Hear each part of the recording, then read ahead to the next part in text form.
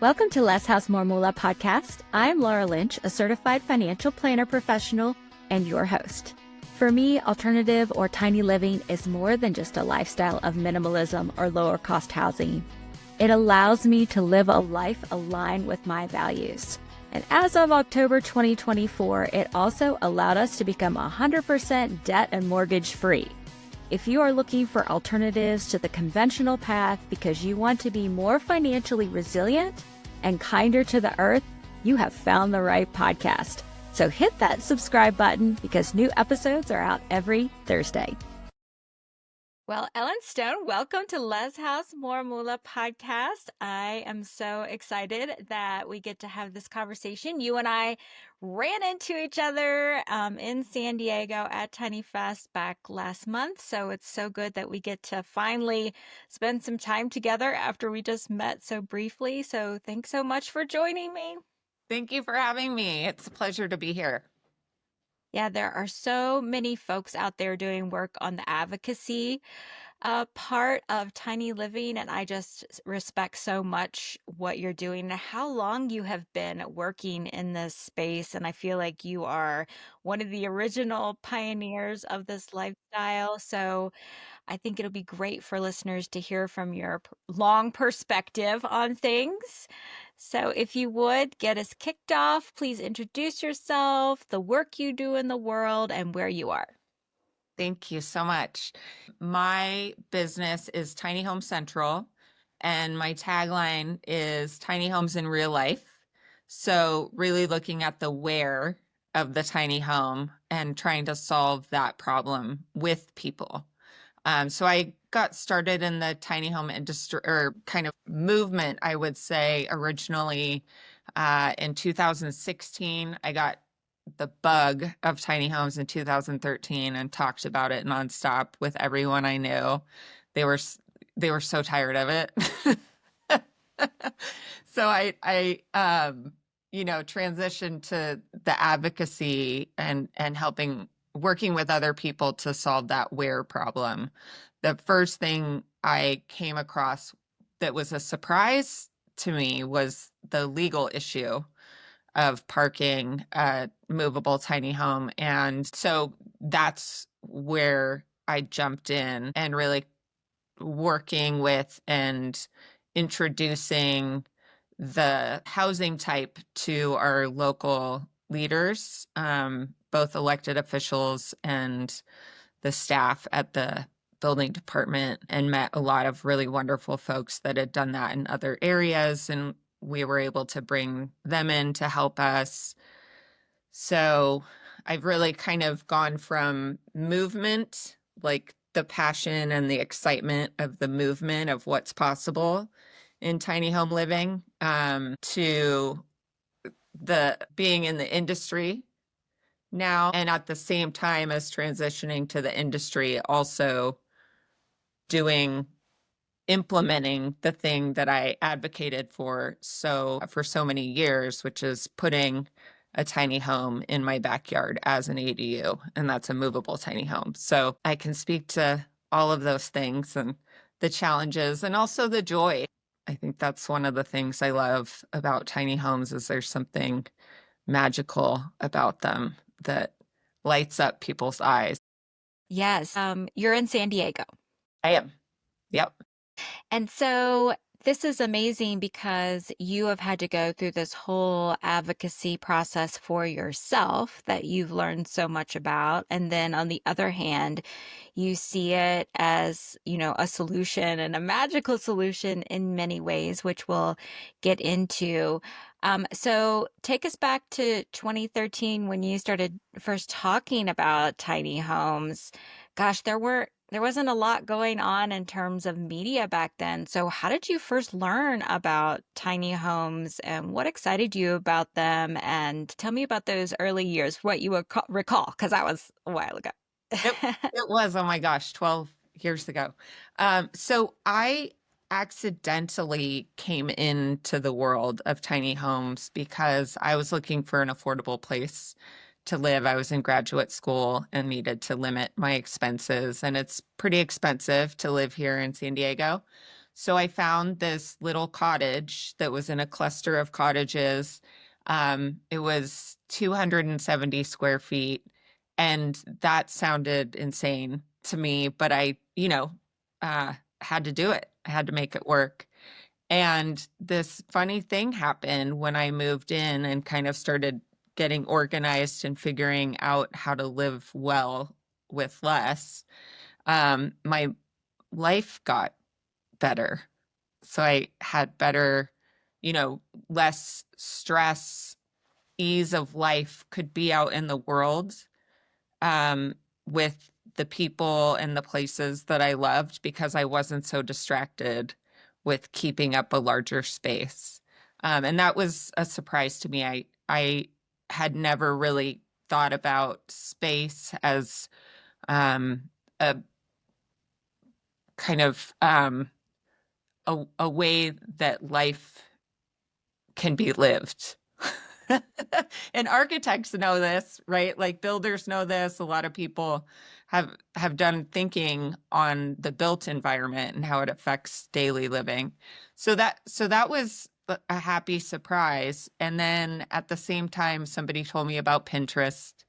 And so I was, doing all of that scrolling and came across the tiny home movement and concept, and my mind just exploded because there were a lot of people talking about how the lifestyle had really improved their quality of life. And so I felt like I found a community that understood that. And then there was, of course, the financial piece that made a lot of sense to me.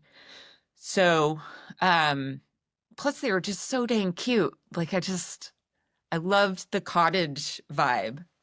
Um, and so that's kind of how, well, and there was also the affordable housing for underserved populations that was a big part of it for me. So it's kind of those three things. And I had been working in the first part of my career with individuals with mental health conditions, serious mental illness. And they were, a lot of them on public assistance, and it was becoming less and less, they were becoming less and less able to even rent a room somewhere, afford to rent a room somewhere. And I tend to be like a big thinker and like, what if um, kind of person. And I started thinking, wow, maybe this could be a way that I could own a home someday. And oh my goodness, what if we were able to design a program or a pathway for some of these people that I've been working with, these wonderful individuals, to not just have a place to rent that they could afford with a space that helped them live a good quality life, but also maybe someday have home ownership, which is just like not a conversation that ever happens in the mental health community. So that's the big, yeah, gist of it. Yeah. Yeah, there's so many pieces to that I want to kind of unpack. I'm curious, did you, when you first moved into that 200 plus square foot place, did someone say it was a tiny house No, or, right? in fact, the owner was surprised that I would even consider it. They were, I think, I think this was their first attempt at renting it, and they had no idea what they had because that just wasn't a thing in popular culture. Yeah. Yeah, that's exactly my point. I rented a 300 square foot apartment in Sarasota, Florida, in the top of like an 1800s garage that had been renovated. The word tiny house did No, not, no, it it, wasn't a it, thing. yeah, it Yeah. was nothing. That's right. And so it's just amazing how when you get introduced to these smaller spaces, or how we all got introduced to these smaller spaces, it was largely out of necessity. Yes. Um, and, affordability. And then it became, tiny houses or alternative living or, however we talk about it. But Yeah. yeah, I really enjoyed my 300 square foot. It was the first time I had been like living on my own actually. Yeah. And it was like my own space and I could Yeah. make of it what I wanted. And it was just adorable. And I loved it.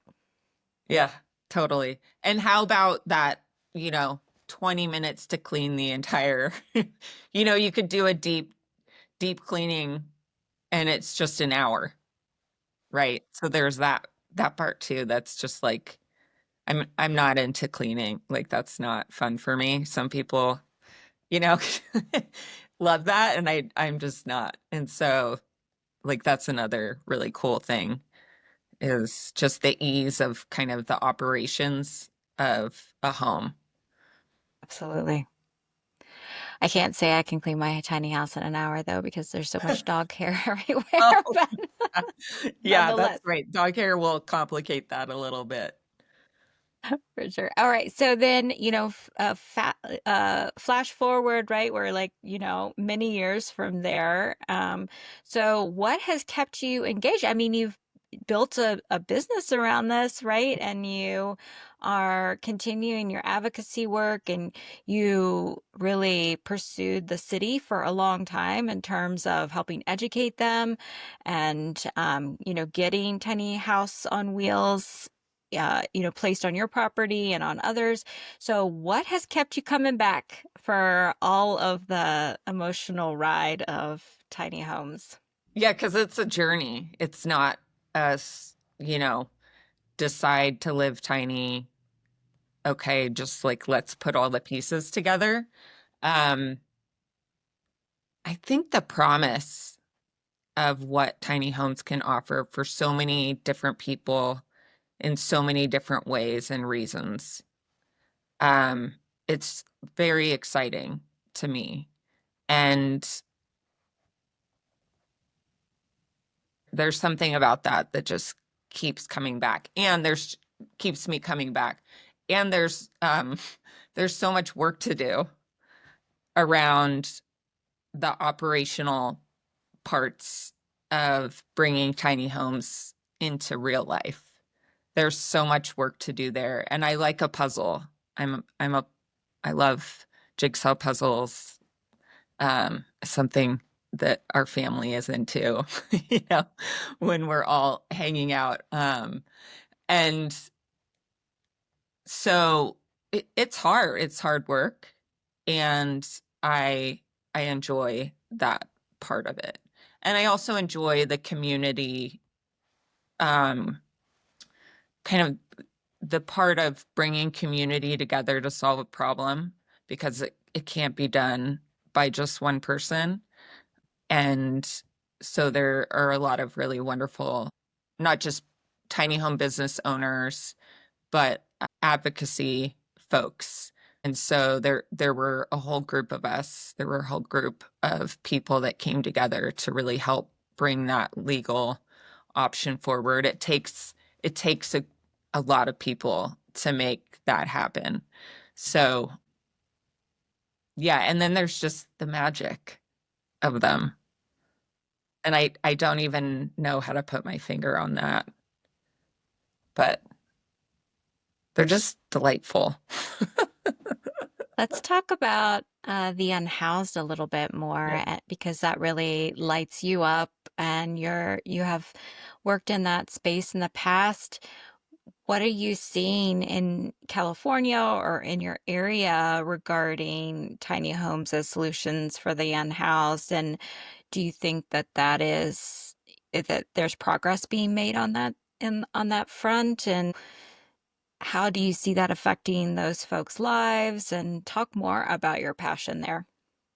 Yeah. So I think obviously when you're looking at tiny homes as a solution as a pathway for affordable housing, which is one of the reasons why people are attracted to tiny home living, it's a no-brainer that you would think, wow, this could be a solution for the unhoused. And a lot of affordable housing and homeless services, folks were attracted to that. I think I met someone in 2016, a group that was doing it up in Seattle. And they were building these shelters for like 3,500 each and created this community. And they were really one of the first groups. I think it was the Low Income Housing Institute that were um, making it happen and showing other people how. In fact, they were even sharing the plans for those structures, sharing them freely with folks. And then there's Portland was like a whole group of folks that were solving homelessness, utilizing tiny homes. So there's this huge opportunity. Nonprofits, I think, housing nonprofits jumped in and started making that happen. And then, you have governments starting to see, wow, this could be a solution that we can afford to support. And then you have the industry and businesses stepping up and creating a product that then governments can use to really scale solutions. And I would say, I love all of that. It's completely necessary and important for us to utilize any tool we have because it's such a complicated issue. And there's no one reason why someone becomes unhoused. Yes, tiny homes, let's use them in those situations. And there's this like sort of stigma that also comes along with that when you're working to legalize tiny homes in each of the communities, which is such an important part of my life in sort of the where you place it and the how. So we've worked really hard locally, and I'm grateful to this organization called Amicus, which works with women and children that are unhoused and finding housing for them. They really created this terminology that now I practice whenever I speak about it, which is sleeping cabins as opposed to just tiny homes, and really creating that distinction and clarification when you're out speaking from an advocacy standpoint, but also an operational, how do we get this done? Because there is a lot, communities are scared. They have a lot of opinions or kind of, if they haven't been involved with someone who has gone through that journey or with nonprofits that are helping to solve that problem. They think drugs, they think crime, they think like, I don't want that in my backyard. So long story short, that's been really an important part of what I do, which is making that distinction. Because the homes that you can utilize at scale to help with homelessness, they don't have internal plumbing. They don't have independent, kitchen, like all of those things that you need to have your daily living activities not happening there. And so there really is a difference between long-term permanent housing where you have all of those components built in to the home and that temporary housing solution. So I work really hard on that, on creating that distinction and helping people, or at least when I see the collapsing that happens around the terminology, it's really important that we help people see that there are many different versions of tiny homes and they can fit, many different needs. It's interesting because sleeping cabins, to your point, right, they're a safe place to sleep. They're not necessarily a fully functioning house in the conventional way that we think of them. And yet, on the other hand, as I recently said on another podcast where I was talking about housing challenges, we are all one bad day away from being homeless in the real sense, right? Especially for folks that are really dependent upon their salary to continue to pay for the mortgage and the car payments. In this moment where we're seeing job loss in our economy, it's good for us all to be empathetic and aware that people, when they lose their source of income, lose the roof over their head. And so we are all one bad day away from this. It's not something that just happens to people that are, intentionally wrecking their lives. Not that anybody does that intentionally, but it's just all of us are precarious in in this moment, unless we, have full and complete ownership over our home, which very few do. So, So true. yeah. Yeah. So, you and I talked a little bit before about the magic that you see with students and building tiny homes. And as a person who loves to get a hammer in my hand, this is really You know all exciting. about that, don't you? Yeah, it's really exciting to hear more about that. So share with us about what involvement you've had and what you're seeing with students building tiny houses and like all the things. Talk about that. Okay. So there's the kind of personal empowerment side of having a hammer in your hand and seeing something be built and brought into the world. Um, and there's the very real problem that we have right now with a loss of skilled labor and needing to bring more people into the industry that helps us create our homes. So I love anytime you can solve two problems or even more than two problems at the same time. And that's what I started to see from these folks that were creating programs in high schools to build tiny homes. That there was something about a tiny home that was more interesting to learn about construction for younger people than just traditional, like, let's go rehab a house or let's build a stick built home. There was something about the tiny home that just was attractive. Oh, hey, like I want to be part of that. And I think a lot of students also just are very aware. A lot of young people get at a very basic level, like a gut level, that there's this problem that they're inheriting of affordability in housing. And then there's, just educators and how do they keep kids engaged and all of that. So when I was doing a lot of advocacy, there was this high school called High Tech High that we have here that looks at a lot of different kind of problems and helps solve those problems during the high school education process. And they were looking at shelters and tiny homes for people that were unhoused. And those were more just kind of small scale sleeping cabins, but just very cool. And then I heard about students and high schools building the permanent kind of movable tiny home that had all of the components that you need for daily living. And my husband and I were very fortunate that we were able to buy our own home and it had this big backyard. In fact, that was, my husband had his checklist of what he wanted in a home. And mine was mostly the backyard because I wanted to do this. I wanted to have a real life example and a proof of concept for this.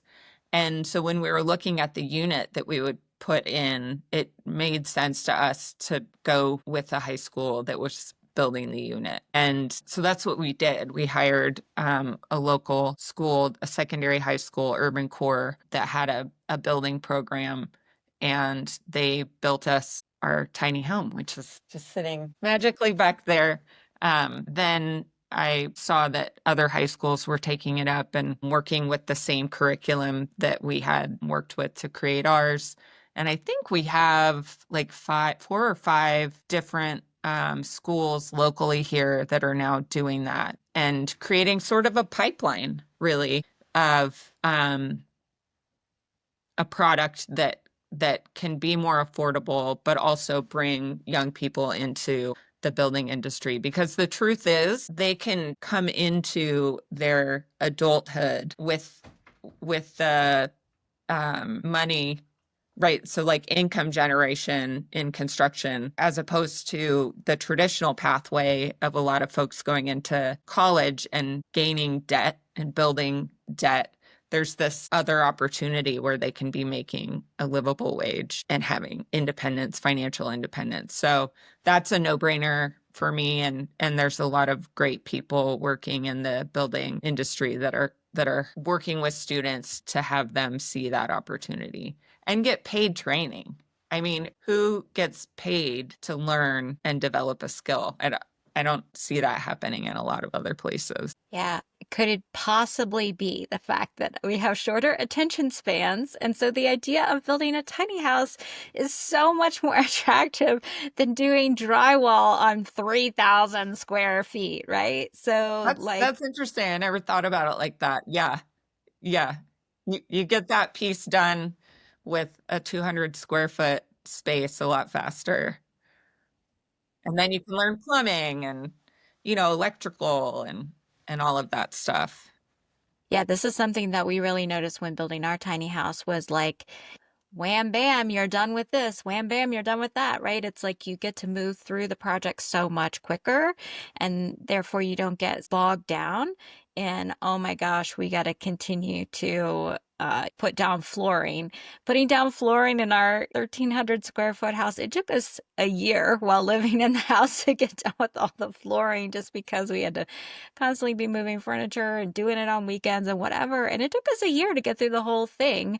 Whereas you put down flooring in 300 square feet and you can knock it out in 2 days, right? Totally different experience. And you can learn so much faster. And maybe you have to build a couple tiny houses before you're proficient at the electrical or plumbing or whatever. But at least you feel some sense of accomplishment so much faster, which gives you that hit that you need in order to stay motivated. Yeah. Well, and there's in that capacity that there's such a need for the skilled, licensed contractors to be involved to make sure that it's done correctly and that it meets building codes and the fact that the curriculum has been created and can then be used by those skilled professionals, because typical construction is, while there's a lot of parallels and overlap with the movable tiny home construction, there are some really big differences. And I think I heard on one of your other podcasts, a guest talking about the difference in weight, just weight distribution on a movable tiny home when someone isn't used to building those. So just going back to my point here is to have those homes be sort of more bite-sized in their learning opportunities, but also be partnering with folks that know how to build and can do it in such a way where you have an end product that will last for decades. Hey, you know how in the tiny and alternative living community, we're always talking about parking challenges? Well, Eric and I want to help with that. This is why we're opening up 2 parking spaces on our land in northern New Mexico. In addition to the amazing scenery, hiking, rafting, exploring, and the cool artist community, you will have access to the shared resources to fix any problems you might have encountered on your rig. For all the details on parking and problem solving, check out episode 88 of this podcast and then go to altamericandream.com to send us a request for parking. So you're really focused on the on wheels component. And of course, we all know that there are so many ways to live in a small space. We've got people in vans and schoolies and yurts and shed conversions and all of that. And you're really focused on the on wheels. Is there any particular reason why the on wheels is your focus area? Being that, especially in your area, ADUs on slab or more permanent foundation is more common. Why do you like wheels on your tiny Yeah. houses? So I think the simple answer to your question there is it's more accessible to folks that don't have a lot of financial opportunities. And I relate, and my heart is with kind of the people that are figuring out how to solve really difficult problems with not a lot of resources. And when you separate the home from the land, it's less expensive, but it creates a whole other set of issues, which is really what Tiny Home Central is trying to solve, is the where of if that's the path you're going, if that's the path you can afford and want, is a tiny home on wheels, that there are a lot of challenges. Tiny Home Central is committed to helping people solve those. So, so there's that piece of opportunity and access that the ones on wheels provide. But I think there's also, I feel like there's so much change happening in our world. We have a lot of things happening because of climate change that complicate the built environment. You have fires, you have sea level rise. So there's this new challenge that we have as a society around permanence in our homes and what's reality, which is that there's a sort of a crash there, or a what's the word I'm looking for? Like two rams banging their heads together. There's this what we're used to, which is permanence in our housing, and the reality that our environment isn't permanent and it's very much changing every day and every year. So I love tiny homes on wheels as a solution for that challenge that we have. So like if wildfires are coming and you're in a movable tiny house, you just get a truck, you attach it and go somewhere while the fires, until it's safe to come back. I love that idea, that creative solution to a very life-threatening problem. Sea level rise, like, should we really be building right on ocean fronts when the land is changing there? Perhaps we want to look at that differently. So there's just a lot of that, like, how do you deal with the problem of impermanence and the need for structure in a home, in a built environment, that I think tiny homes on wheels really offer in a way that you can't get with traditional building.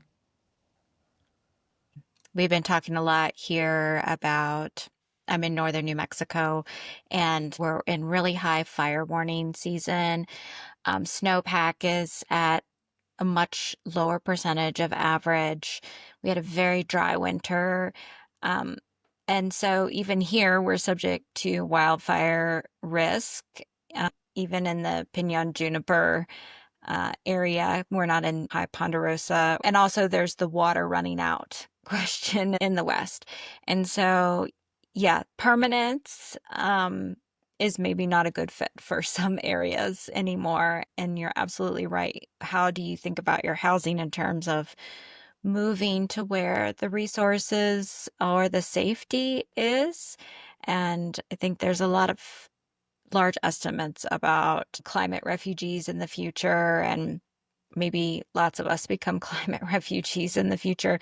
I would probably consider myself already a climate refugee, having moved from a place where there were numerous hurricanes all the time. And so I was very concerned about the safety of our home there all the time. And so I moved to a place where there aren't hurricanes, but instead there are wildfires.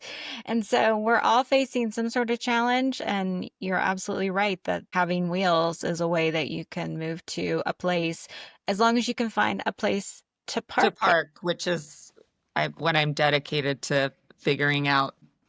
Oh my goodness. I think that was like a little bit of do we just have a little earthquake? I think we just had a little earthquake. Sure. Speaking Wow, of, that was weird. So yeah, sometimes the earth below our feet is not stable. Um, and and if we are going to have to move because of lack of resources or because of safety or danger from the current place you have your home, people that are lower income don't if you invest your nest egg and have spent every last dollar to have something that you own, you can't pick that up and move it. And so your investment, you still have control over that investment if you can move it. So that just makes a lot of sense to me. So let's talk more about who you're helping in San Diego and what that looks like. Tiny Home Central is looking at the overall kind of industry and how we can solve problems. And part of that was initially legalization, but then there's the how to actually onboard the tiny home now that it's legal. And so our current opportunity and offering is helping folks put them in their backyards as an ADU, because that's the legal option that exists in the city of San Diego. So I have a few clients that I'm working with right now to help them with that permitting and site improvement project management, because when I did that in our backyard, it was so confusing. And a lot of the construction partners that I brought in, there's overlap. Plumbing is plumbing, pipes are pipes. Um, but how it hooks up to a home and what does that look like? What is RV hookups for a home, right? Which is the way that setup needs to be. All of that was complicated and required leadership that I didn't initially have, and knowledge that I didn't initially have. That challenge that folks are up against in onboarding tiny homes on wheels, or movable tiny homes as they're classified here in San Diego, is what Tiny Home Central offers.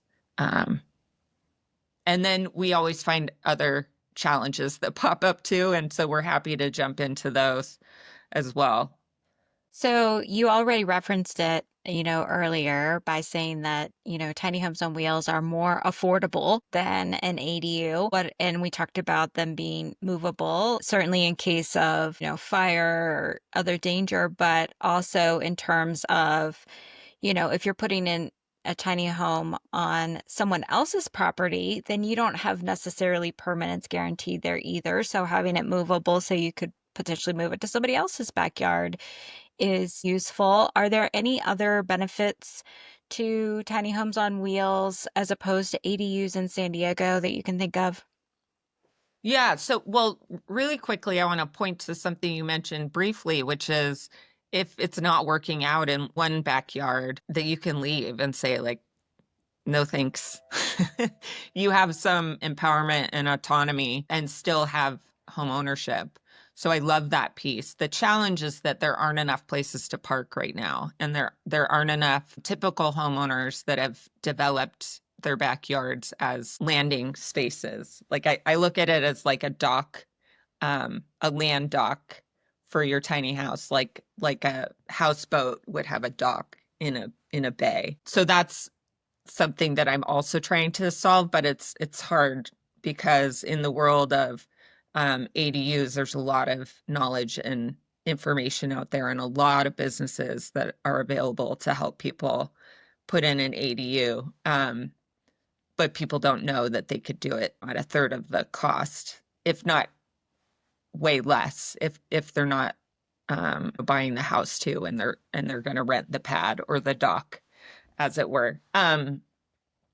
So, uh, so, so there's that aspect of the autonomy and allowing yourself or having the opportunity to leave if it's not a good situation. Remind me the other part of the question, the larger question. Yeah, my question was, what are other benefits of on wheels versus ADU? But I do want to just reiterate the point, right? I have had so many interesting neighbors over the years, and how great it is that you can pick up, and there's no single family house that you can pick up and move if you have really bad neighbors. But if you have a tiny house on wheels, you can move around. And how great that folks, so many people at Tiny Fest and other places are asking about putting an ADU in their backyard, right? They're thinking about it from a, rental property or a family member or whatever. And a dock for a tiny house on wheels in San Diego is so much more cost effective, right? Wouldn't it? I mean, it just seems like a no-brainer to me that you could spend, it depends on your site, the costs that you'll be looking at. But for ours, we were able to do the whole process, the permitting and the site improvement, the pad where you drive and park the tiny home onto. That was all done for $25,000. And that includes the skirting of the unit, which is required by the city, and a sweet little deck that adds 80 square feet of additional living space.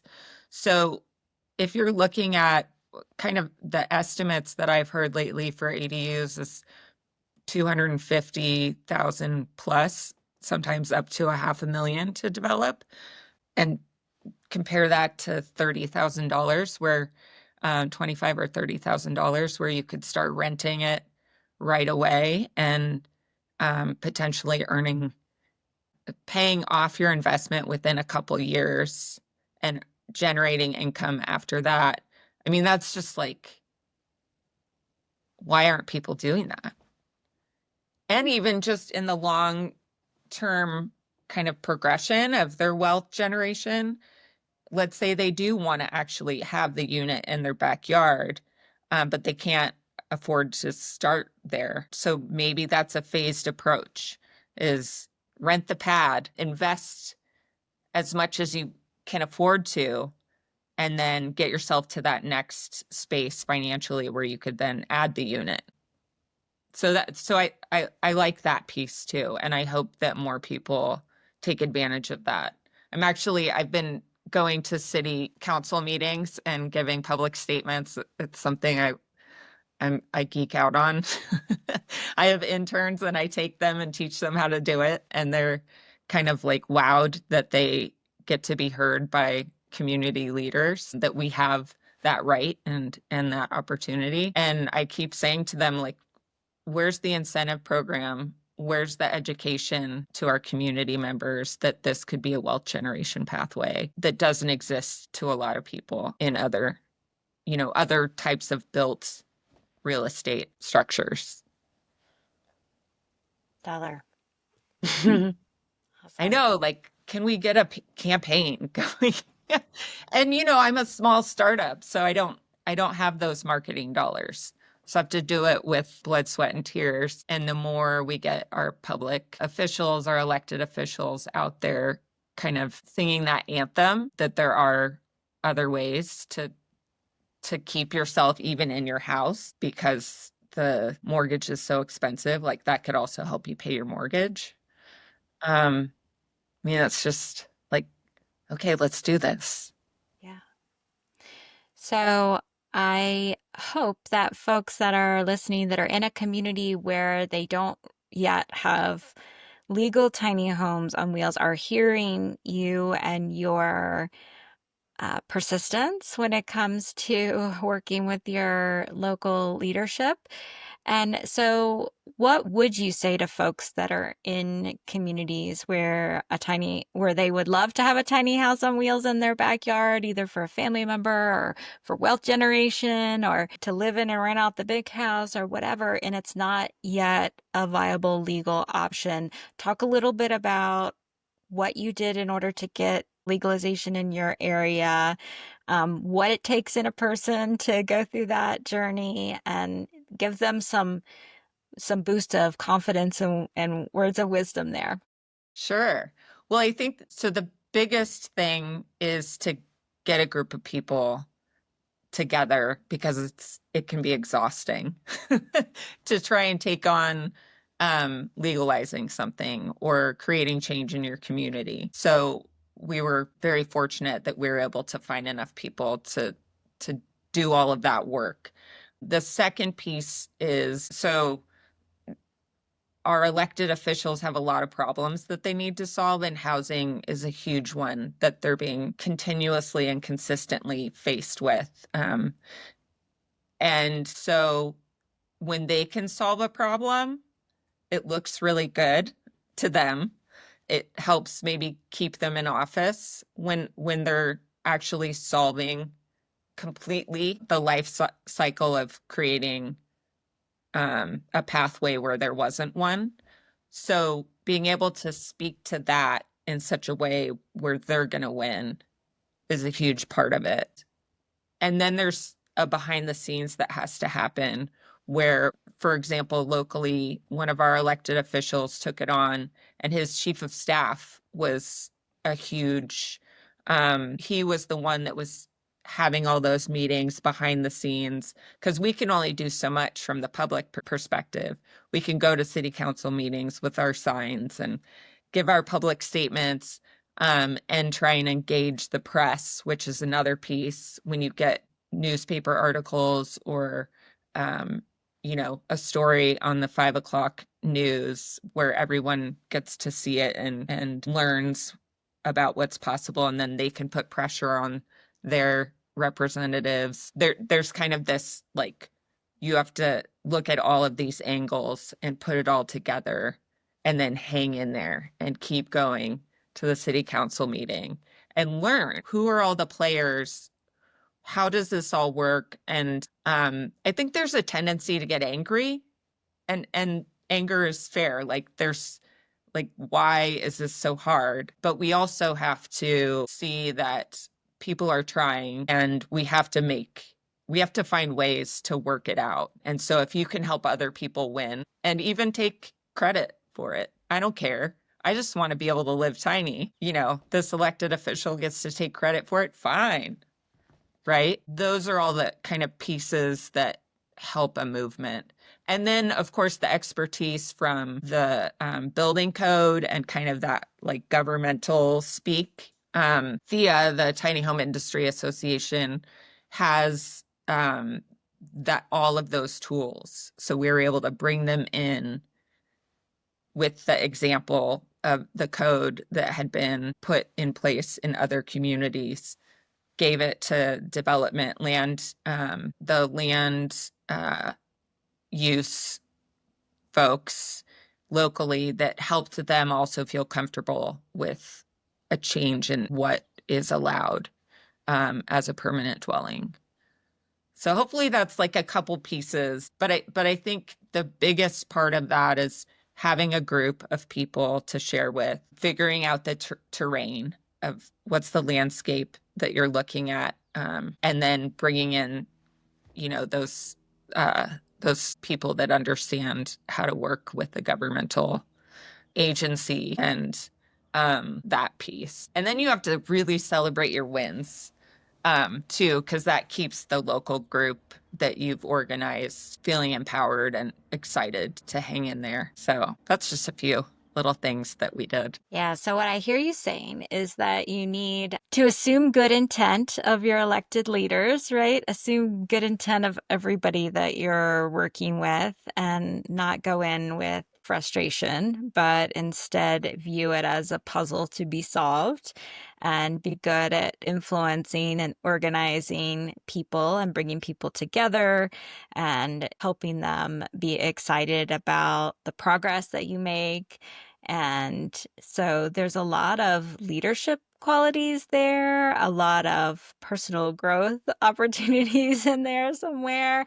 And yeah, some persistence. And then now that you've reached this point where you all do have legalization, and now you're working on implementation and helping people get through the implementation process, and you look back, do you feel like so good about the meaningfulness of the change you brought to your community? Yeah, I think it's important, and thank you for just the opportunity right now to remember and be grateful, because I do sort of spend more time looking at the future and all the other problems that need to be solved. But I think that is really important to have gratitude for what our group was able to accomplish.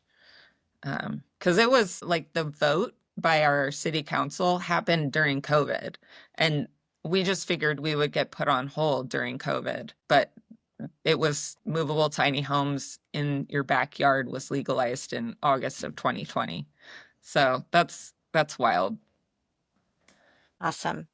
Well, Ellen, this was such a great conversation. I so appreciate your perspective and the length of time and how you kind of view tiny homes as this magical cure for some of the things that ail us on the environmental front, on the shortage of skilled labor front, on the shortage of housing front, like so many different areas of challenge where we see tiny homes as being a solution there, and the work that you're doing every day to help others move in this direction. So where can listeners find you and track you down? Thank you. So my company, Tiny Home Central, can be found online at tinyhomecentral.org. And that's TINYHOMECENTRAL, tiny home singular. Sometimes people put an S. And so our email is info@tinyhomecentral.org. And we, of course, are on the socials. And then there's also a group that we manage locally called Tiny House San Diego Facebook group that we're trying to reinvigorate because we need that community. We need that. There's still so many problems to solve. And if we don't have each other to lean on and to work with and to utilize all the different skills that no one of us has, we need that community space. So folks can find us there as well. Well, we'll have those links in the show notes. Ellen, thank you so much for your time. Thank you so much for this opportunity. Less House More Moola podcast is created, hosted, and produced by me, Laura Lynch, here in my tiny house. I'm so grateful to you for being along on this journey with me. We are not alone in wanting to live a life that is more gentle on our earth and provides us with financial freedom. So when you have a conversation with someone else considering what alternatives are out there, make sure you share this podcast with them. Let's bring them along with us. Please see the show notes for an important disclosure regarding the Tiny House Advisor LLC in this episode.